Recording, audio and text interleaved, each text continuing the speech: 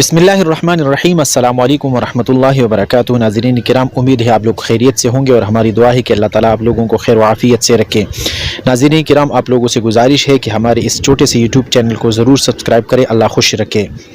روزی میں برکت کے لیے نبوی نسخہ: جو آدمی گھر میں داخل ہو کر سلام کرے، چاہے گھر میں کوئی ہو یا نہ ہو، پھر ایک مرتبہ درود شریف پڑھے اور ایک مرتبہ سورہ اخلاص پڑھے تو روزی میں برکت پائے۔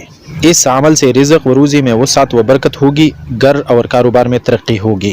جملہ قسم کی پریشانیاں دور کرنے کے لیے مسنون مجرب عمل: حضرت ابو ہریرہ رضی اللہ عنہ فرماتے ہیں کہ ایک روز میں رسول اللہ صلی اللہ علیہ وسلم کے ساتھ باہر نکلا، اس طرح کہ میرا ہاتھ آپ کے ہاتھ میں تھا۔ آپ کا گزر ایک ایسے شخص پر ہوا جو بہت شکستہ حال اور پریشان تھا۔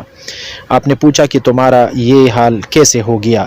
اس شخص نے عرض کیا کہ بیماری و تنگ دستی نے میرا یہ حال کر دیا۔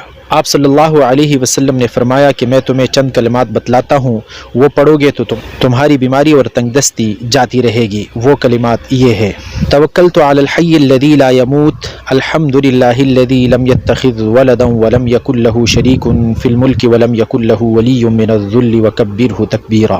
اس کے کچھ عرصہ کے بعد پھر آپ اس طرف تشریف لے گئے، پھر اس کو اچھے حال میں پایا۔ آپ صلی اللہ علیہ وسلم نے خوشی کا اظہار فرمایا۔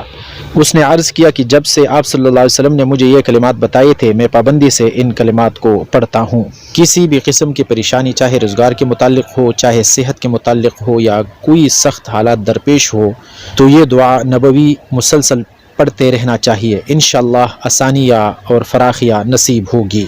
ویڈیو دیکھنے کے لیے بہت بہت شکریہ۔ چینل کو سبسکرائب نہیں کیا تو سبسکرائب کرنا مت بھولیے گا۔ اللہ خوش رکھے، اللہ حافظ۔